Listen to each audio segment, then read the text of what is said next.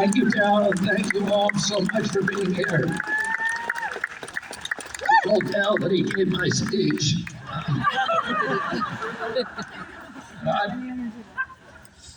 Before my father entered the election in 1968, there was a friend of his called Al Lowenstein, who ended up being a congressman from California and was later himself assassinated. But he started the anti-Vietnam War movement, and he called it the Dump Johnson movement.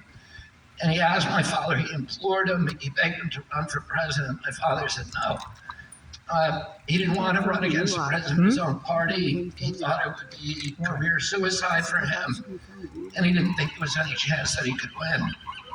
And Lowenstein ultimately gave up on my dad, and he went and he got Eugene McCarthy to run.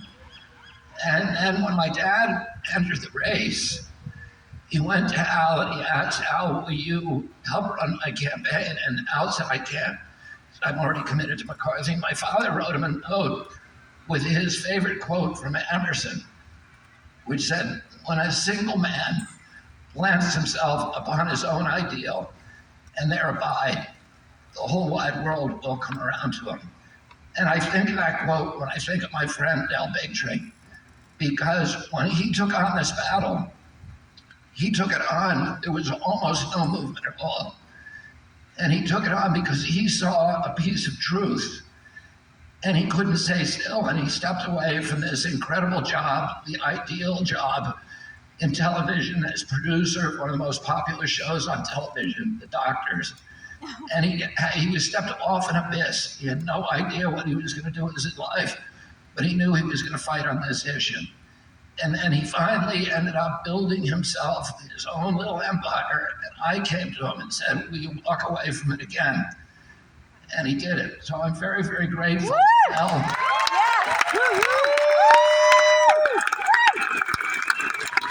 And since he talked about vaccines, I'm going to talk about war. And today is an appropriate day to talk about it because, of course, Memorial Day.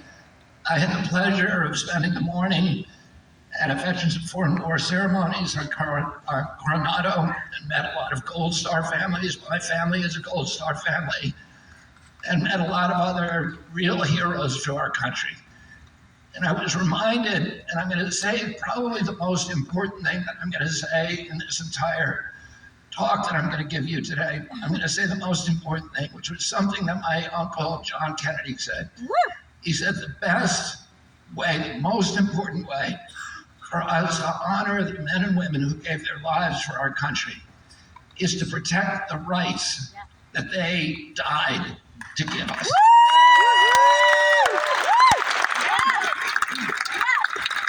And you all know that in the last 3 years, those rights have come under an unprecedented attack. Oh, yeah. Something that I never imagined in my life that I would see. Never. You know, I knew that ultimately democracies decline and they devolve, and that, you know, I read Orwell when I was a boy, and Robert Heinlein, Aldous Huxley, and read all the science fiction dystopian novels about how totalitarianism would rise in our country and would chew up the Bill of Rights. But I never believed I would see it in my lifetime. And yet, 3 years ago, we saw censored government, the government of the United States, participating for the first time in our history in active censorship of not only people like me who were taking strong political stands, but mothers who were reporting their children injured, doctors, scientists, people who they knew were telling the truth. That's right. And they censored them because it departed from the official orthodoxies. And Hamilton, Madison, and Adams said that they put the freedom of speech in the First Amendment because all the other amendments depended on it. All of the other rights that we have, if a government has the capacity, if it has the power to silence its opponents, it has license for any atrocity. That's right. And the next thing, as soon as they figured out that we were going to put up with them censoring our speech, they went after the second leg of the First Amendment, which is freedom of religion. They closed every church in this country for a year. without scientific citation, without any due process, no public hearings, no notice and comment rulemaking, all of the due process rights that we have in the government that I've been suing big companies and government agencies for 40 years for not doing the environmental impact statement, not having a public hearing, not allowing the public to comment and responding to it, not having a hearing where we can cross-examine their witnesses, where they have to come and say, here are the scientific citations that we're relying on. Here are the alternatives we considered. Here are the worst case scenarios.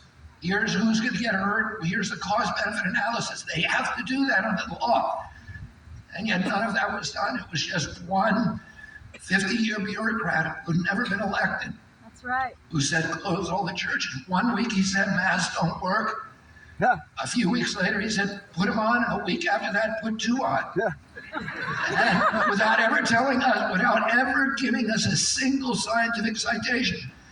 They closed the churches, they kept the liquor stores and casinos open, It's crime. which I'm fine with, but it doesn't make any sense. And then they went after the third leg, which is freedom of assembly. They said we had to socially distance from each other. We couldn't assemble because we had to stay at least 6 feet apart, and we had to stay in our home. And where I live, they were going down to the beach, to Zuma Beach, and they were giving surfers $1,000 tickets Crazy. and pulling them off the ocean and sending them home to get COVID. It doesn't spread on the ocean. That's where you want the vitamin D and the sunlight. They didn't want that. They wanted you at home where you could get COVID as quickly as possible. And then they went to Compton and they closed down all the basketball courts. They padlocked them, and if they couldn't padlock them, if there wasn't a chain link fence, they took down the basketball hoops. Yep. They went to Venice Beach and they put sand on the skateboard parks. They wanted us at home. And they knew at that point it only spreads in the home. Everything they did was the inverse of medicine. But more importantly, it violated our rights. They next went after our property rights. Fifth Amendment says they closed down 3.3 million businesses Yep. with no due process, no just compensation. No. They ordered them shut, and meanwhile, they were collaborating with the big tech companies to keep people from complaining about the lockdowns, to keep anybody from criticizing the lockdowns. So I have a lawsuit right now against Elizabeth Warren for Yay. collaborating with Amazon.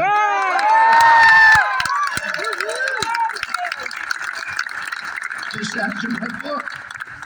That's a book that I wrote with Joe Mercola, Yes. and it was a doctor.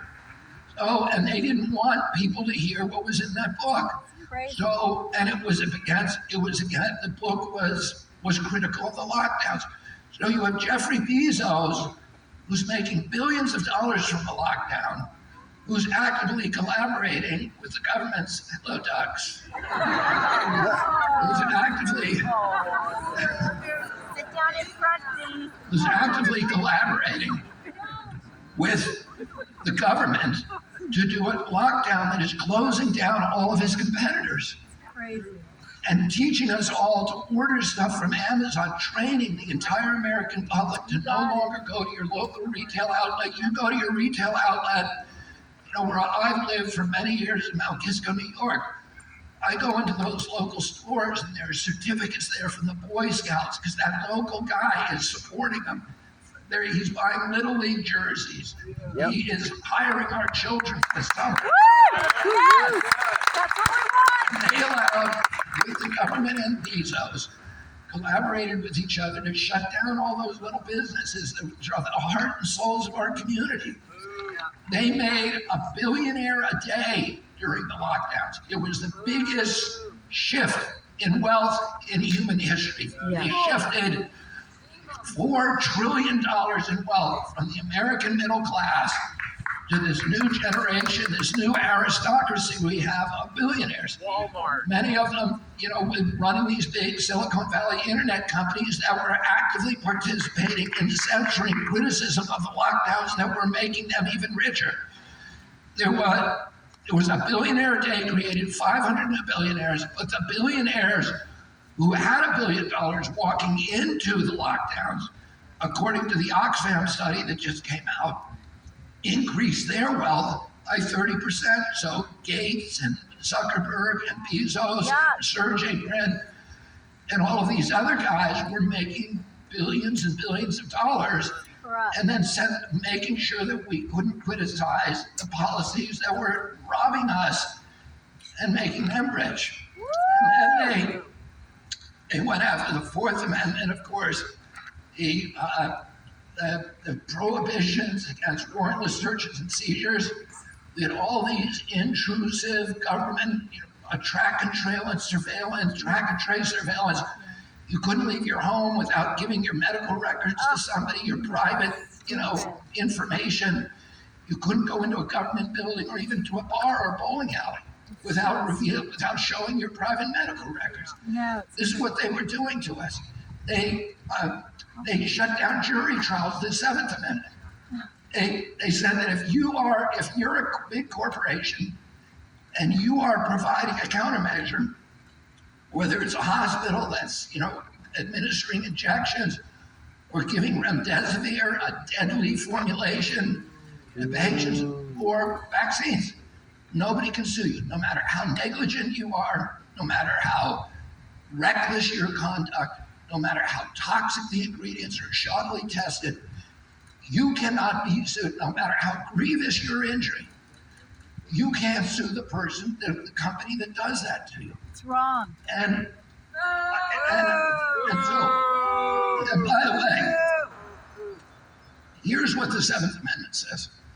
It says, no American shall be denied the right of a trial before a jury of his peers in cases or controversies exceeding $25.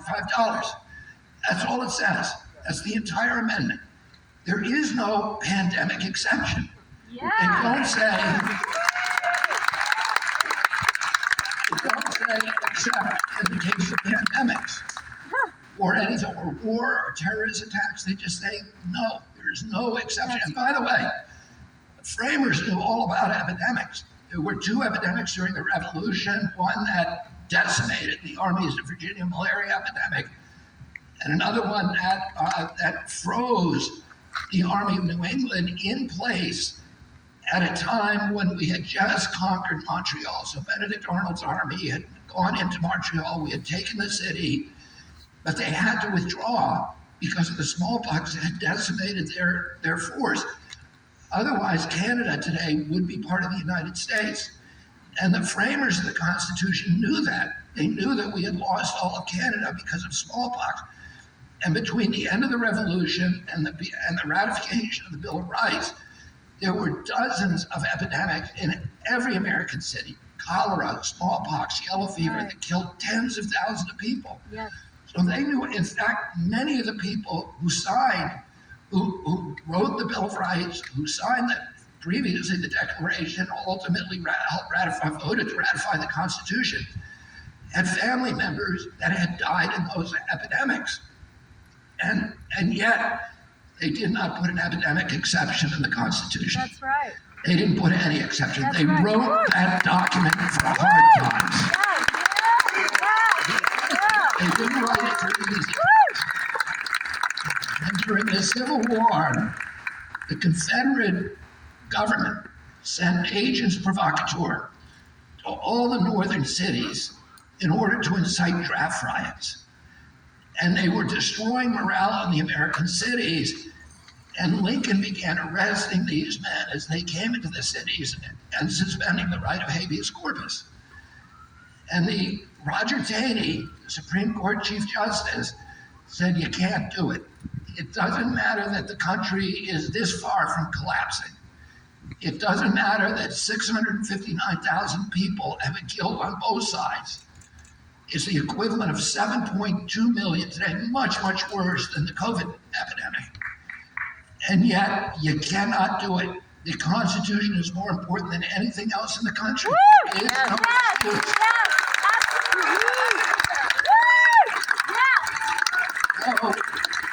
So here we are today, and most Americans do not want to talk about the Constitution and the lockdowns anymore. They're tired of it. And the idea is that the Constitution has, that the lockdowns are over, we've moved on to other issues, and there are a lot of important issues that we ought to be talking about. But here's the thing. They have suspended the lockdowns. They suspended the masking, the social distancing. But they have not given up the power to impose those in the future. And we have now created in this country this very, very troubling precedent. Yes, Where if there's a pandemic or some other emergency, that's right. you can now lock down the population. You can close all the businesses. You can tell people to social distance. You can censor free speech. And they have not given up. Now, and I will tell you something, that every power that a government takes from the people, it will never give up voluntarily without a demand. And the second rule is that any power that they take, they will ultimately abuse to the ultimate extent possible. And that is just a rule of political science. And so we now have this precedent where anytime there's a new disease, somebody can declare a pandemic. Somebody who may not have our best interests at heart. That's right. Somebody whose own power may be amplified by declaring a pandemic. That's right. Somebody who has relationships with large corporations who can influence them and will also benefit the military-industrial complex, the pharmaceutical industry. And by the way, the same people who have that power are the people who are operating biolabs now, all over the world, in Ukraine and everywhere else, in Galveston, Texas, University of North Carolina, Boston University. And they're creating a whole pipeline of pandemic bugs that could escape any day, deliberately or not, and create a new emergency that can justify the imposition of these powers, because now we have established that those powers are legitimate somehow. The Constitution is a document that is a fair weather document. It's not a document for hard times. It's a document for fair weather. And we have got to get a president into Washington who will fix that. Who will make it clear.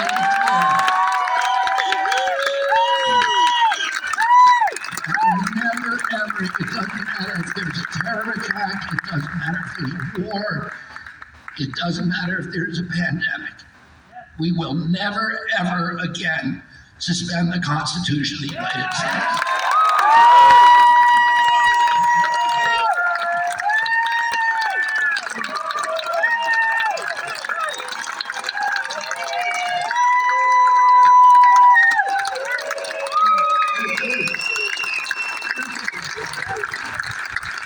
Of course, one of the emergencies that gives them the right to, suspend this Constitution are wars. And our founding fathers were very, very clear that they did not want us to have a standing army in this country because they believed ultimately it would envelop our democracy. And they definitely did not want us to go abroad to fight wars because they said, if it is not in America's national interest, if our national survival is not at stake, this is what John Quincy Adams said, America goes not abroad in search of monsters to destroy. We send our best regards, and we support democracy, but we do not go abroad to fight wars unless our national security is at stake. And the reason they said that is because they understood that you cannot have an imperial nation abroad and have a democracy at home. And this is what Dwight Eisenhower warned, that if we erect a military that is in constant wars, the emergence of the military-industrial complex we will lose our constitutional rights. We will have a national security state abroad. I mean, at home. And so on 2001, we have the terror attacks in this country. And why is that World Trade Center attack? The World Trade Center is attacked, according to Osama bin Laden, because we have stationed troops near Mecca in Saudi Arabia. That's why he said that he needed to bring down the World Trade Center. The question is that we need to ask ourselves, if we meddle abroad, is it making us safer here at home? No. Has all of these wars made America safer? Was it safer when we were kids, before all of these wars started occurring? Yes. It was a lot safer. I went on an airplane. I never walked through an X-ray machine to get on an airplane. You could walk right on it. All of this erection, this national security state, and all this surveillance has been attached to the danger that the escalated danger that Americans are in because of these constant wars. And those wars also interfere with our liberty by destroying our economy, by devouring the middle class. Democracy cannot function without a robust middle class. We now have made a war. We're making war on abroad, but we're making war on the middle class. That's here right. at home. And the two things are connected. Yes. If you look at the war, it's not an accident. After 9/11, we immediately, within a week, passed the Patriot Act, False which flag. was the beginning of the national security state in this country. And we used that as a pretext to go to war with Iraq, which had nothing to do with 9/11. Yes. We went over there, and what happened? The neocons in the White House, who were dominating the White House, said, we want a project for a new American century. We won the Cold War, and now for the next 100 years, America will dominate the globe using violence abroad to impose our will on other countries. And that was the philosophy of the neocons. That is it in a nutshell. And they went to war with Iraq, knowing that Iraq had done nothing. It was the first preemptive war in American history. And what did we get out of it? We got an $8 trillion bill, $8.1 trillion. And Iraq today is worse off than we found it. We killed more Iraqis than Saddam Hussein ever did. We have left Iraq, this incoherent nation state or proxy state of Iran that is in itself just a warring cauldron between Sunni and Shia death squads. We created ISIS. We drove 2 million refugees into Europe and destabilized every democracy in Europe for the next 2 generations and caused Brexit. And that is the outcome of that $8 trillion. And what happened at home? We robbed the middle class. In 1970, 62% of income in this country went to the middle class, and 29% went to the super rich, the 1% of 1%. Today, 42% of income goes to the middle class, so it went from 62 to 42. And the super rich get 50%. And that statistic tells you the whole story about what's happened in this country. It tells you why people, particularly in the middle part of this country, are living in total desperation. That's right. And even people who have nice suburban homes and live really well, everybody is on the edge of a debt cliff. Everybody is on the edge of desperation. 35% of the people in this country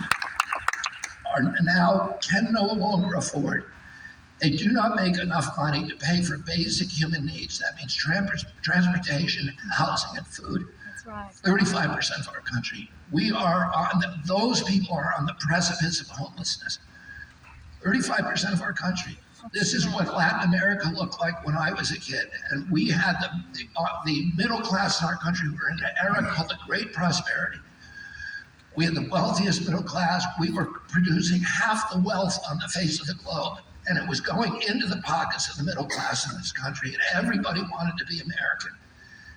Everybody wanted our products, our blue jeans, our cars, everything, our stereos. And we have taken We have taken that incredible utopia that we have, and mainly through funding wars and funding bailouts and funding lockdowns, by printing money, we have robbed the middle class, and we've created this intense inflation. Now, I want to talk for a minute about the Ukraine war.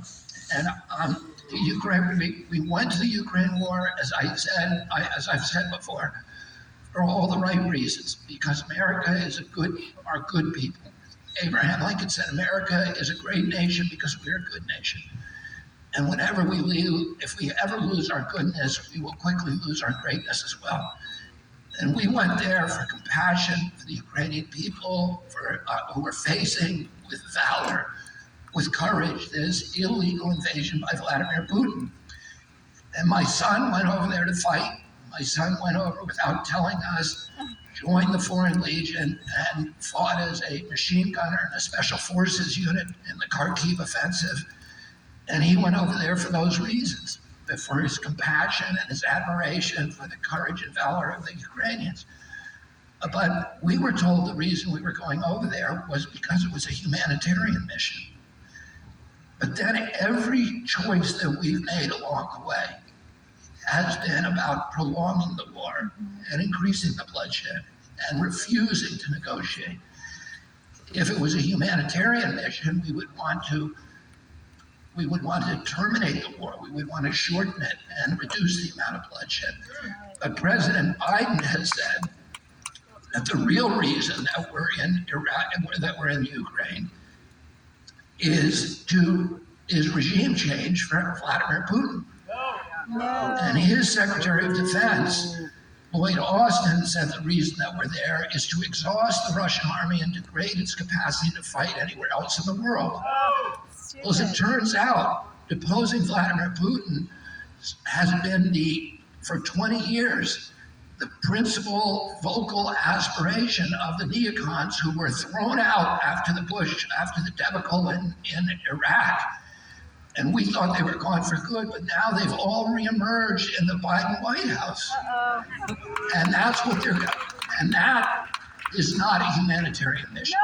It is the opposite of a humanitarian mission. We have brought this wonderful little nation in a proxy war between two great powers, being ground into dust by the ambitions and geopolitical ambitions of the neocons in the White House. And the White House is lying to us about the number of Ukrainians who have died. Yeah. The Ukrainian government is lying about the number of Ukrainians who have died. That number, the best estimates are over 350,000 Ukrainian kids have already lost their lives in a war that cannot be won. And that for us, winning it is destabilizing Putin. But it's not good for the Ukrainian people, and it's not good for our country geopolitically. As El just pointed out, we have driven the Russians into an alliance with the Chinese, which is the worst geopolitical outcome that we could have in this country. What we're doing there, Americans need to understand it. Our government is lying to us about it. The media is going along with the lie and not questioning them. If you look at CNN, the people who they have invite on to CNN to talk about these issues are the generals who have retired from the Pentagon. And if you look carefully at their resume, they're now working for General Dynamics or these other military contractors that are laundering money. It's a laundering operation for the military-industrial complex. My uncle was president. He realized after 2 months in office, he wanted to quit after the Bay of Pigs because he thought he had fallen for the CIA lies. Richard Bissell, Alan Dulles, Charles Cabot, the three top people at the CIA who he subsequently fired, had lied to him about what was happening in Cuba. He did not want to go in. He felt he didn't like the government they had there, but there were no Russians there at that time. Oh, his question is, why is the United States trying to choose an internal government for Cuba? That's their business. Why are we doing this? And he was told that he was told a pack of lies. And when those men were dying on the beach, he walked out of the meeting and he said, I want to take the CIA and shatter it into 1,000 pieces.